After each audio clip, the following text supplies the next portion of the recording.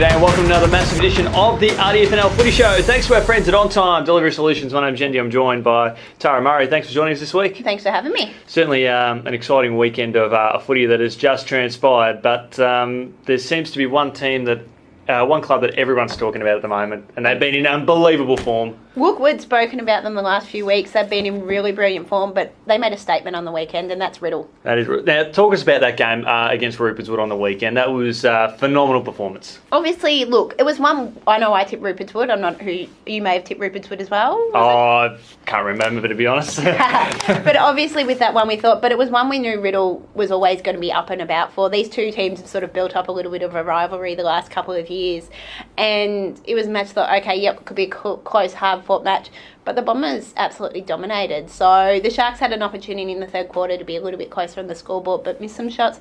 But it was just a brilliant performance from the Bombers. And I spoke with Jamie Elliott, and he said they weren't necessarily surprised about the result. They knew they were up and about and playing some good football. But the overall margin, I think that surprised them a little bit, as it surprised everyone else. I think it certainly surprised the whole football community. Both of us did our homework. One of us by accident, and one of us actually did it properly. But the last time that Riddle had beaten Rupert's Wood was a little while ago. It was. I think Rupert's Wood had won 5 out of the last 6 games between these two sides, and it was back first week of the finals in 2016 where the Bombers knocked off the Sharks after the two teams had played each other in the final round of the season the week before, and the result had been the other way round. So, and you look last year, it was Rupert's Wood who knocked out Riddle out of the finals. So they've had a little bit of that in the finals as well, and some really good matches the last couple of years. So it was quite interesting to see the Bombers get up. And the player that got named in the best hasn't been playing in recent times, but I accidentally mentioned that hopefully he'd be a chance to play, and he actually got named in the best, or named the very best player. That was Braden Allen. It was, and look, speaking with Jamie, he said they brought in a little bit more experience into the side. They brought 4 or 5 more experienced guys,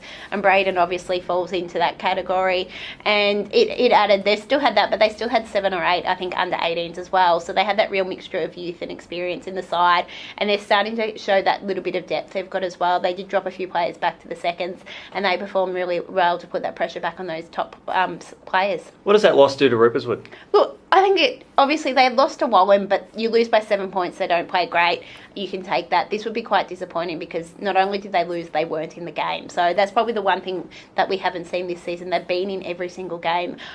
You're going to have ups and downs. I don't think it sort of dints anything at this point. They do go from first to third at the moment. So when it comes to a top 2, top 3 position, it's quite interesting because there isn't much between those top sides. So it could be just in the long run whereabouts it sits them, but obviously they've got some things to work on. And we've said Riddle all year, but having started slow, that they were just going to go through the process of rebuild up, and now they are pretty much the team to beat at the moment. Look, they're sitting 4th in some really good form. Like, we'll probably a little bit if we looked who they had played in the previous weeks, and they were playing sides, obviously, Romsey, Sunbury Kangaroos, and I can't think of the other side, but there were 3 of those lower sides. Lansfield, I think. Lansfield, yeah. And they're now showing that they can get the win against one of those top sides, because obviously they've fallen short against Diggers Rest, they fell short against Wallen, and they fell short against Macedon. So they've managed to get a scalp, which is really important in the context of their season. Now, Romsey's win over Sunbury Kangaroos on the weekend certainly changes things and how the rest of the season unfolds, because this was a game that was even money on paper, but Romsey did a very, very good job. Look, Romsey did, and I think Romsey has that little bit more depth than what Sunbury has. And we've said all season, Sunbury doesn't have that depth, and it's sort of shown when their good players don't play well, they struggle. We saw them play really well against Wood and Heskett, and they picked up that upset win the week before. On Saturday, they struggled a little bit, and you saw that with the result. For Romsey, they're showing a little bit of consistency, which they were sort of lacking, and they had that disappointing result against Riddle a few weeks ago. But now they've bounced back with 2 really good wins, and you've got Jack O'Sullivan's hitting form. He's been Romsey's best for the last 3 weeks. So they're getting a little bit of momentum, and they're keeping that pressure on the top 6 sides. What about the Sunbury Kangaroos? What can we sort of say about them? Because their finals hopes, they're still in the mix. It's at the moment, it's coming down to 3 clubs, although Melton Central's form isn't too bad either. Look, it's going to be interesting for Sunbury Kangaroos. They've sort of known where they were at all season. They've lost a lot of players, lost a lot of depth, and the minute you get injuries or players unavailability, that really hurts them, and that's been their biggest thing this year. They haven't been able to get their best side on the park consistently, and that's what they needed if they were going to be playing finals. Obviously, I think they're having They lost a couple of players in the under-19s with serious injuries as well. So it's been a tough run for them down there. Obviously, they've just got to make sure that week in, week out, they're trying to do what they can to get those wins. If they're switched on, we can see what they can do against Wood and Heskett, and they can take some scalps. But obviously, there's still a little bit of back compared to those final sides. Saw a big game on the weekend over at Green Hill Reserve, where I know we did get some rain and a little bit of wind, but it was Wallen just too strong for Wood and Heskett in a game that was pretty even for most of the day. Look, it was the closest game of the round. On paper, it looked like one that could be quite interesting. Both sides were coming off losses.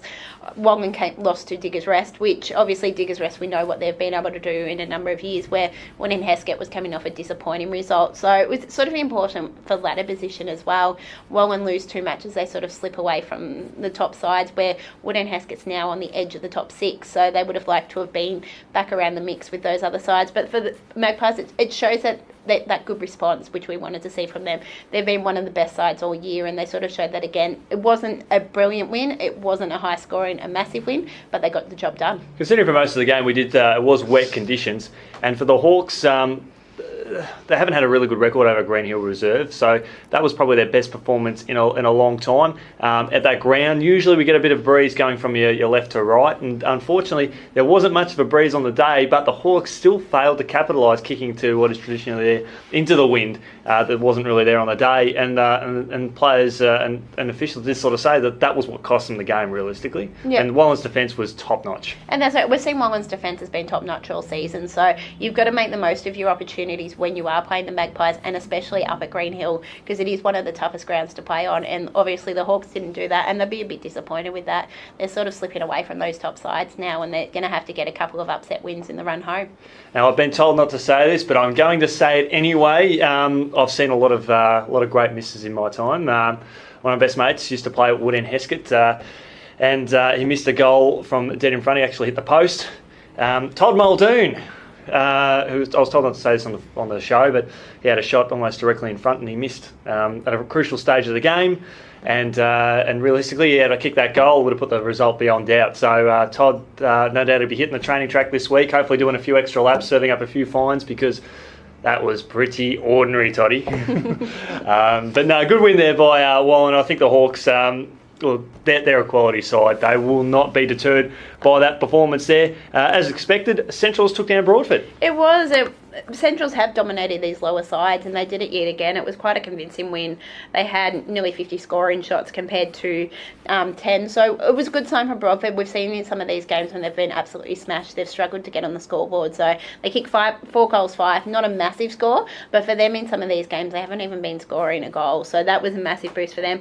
Matthew Coomans was again Broadford's best. I know we spoke about him last week, and he was again starred for them, and the win sort of keeps Melton Centrals in touch with the finals contenders. Absolutely, and I was sent the goals there for Melton Centrals, but the player that I think kicked about 11, his name escapes me, but not a familiar name, but I'll get on do my homework for later on in the week to sort of to identify who that player was. But it wasn't Dylan Weir. I think Dylan kicked about sort of 7 or 8 goals on the day, and that player kicked 11. So, but we did speak about it last week. This being the case, is that if Centrals can use that game as an avenue to find multiple goal kickers and find other avenues to goal outside Dylan Weir, then that's perfect for them, and they found that on the weekend. Well, that's exactly what we've wanted to see. Dylan Weir has been dominant.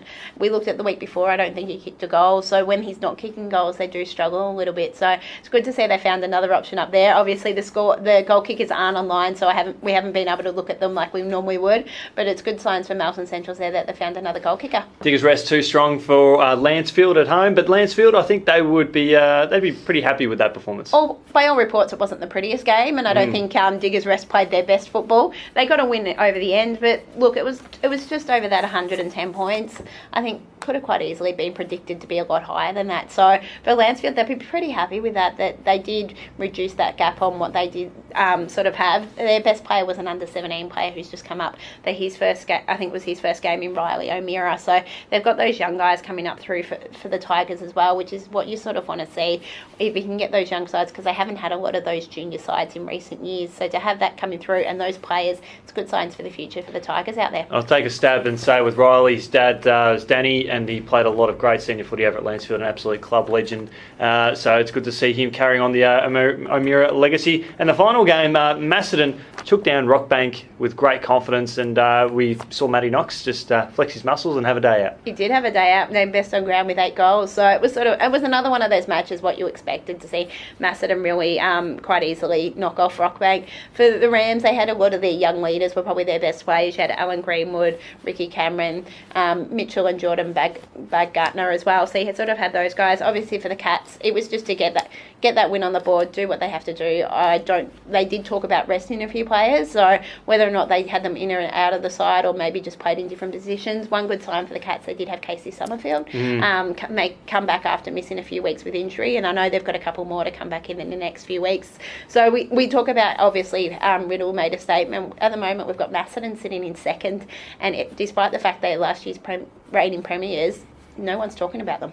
Yeah, that's true. And it was interesting quarter time. I think the scores was around 1 goal to nothing or something to that effect. So quite intriguing. And then the Cats come out and kicked about 15 goals in the second term. Now, I don't know whether that's an error, but if that's been the case, I believe that is the case, and turned it on that second term, geez, that's frightening.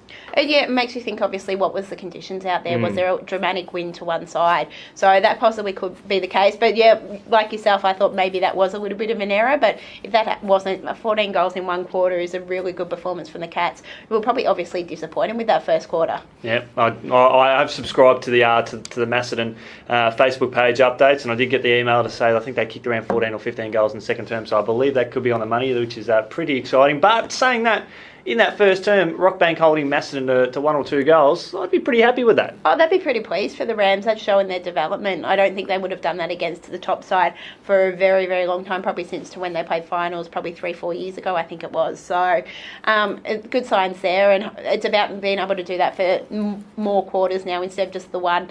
Obviously, to do that, you'd be really disappointed then to concede 14 goals in the next quarter. So, it's about getting a little bit of more like consistency across the board, so they're not having those up and down periods. Certainly shaping up to have been a very interesting round, one that is shaking up the competition. Tara, thanks so much for joining us on looking back on the latest round of RDFNL football, and we'll catch up later on in the week. Thanks for having me.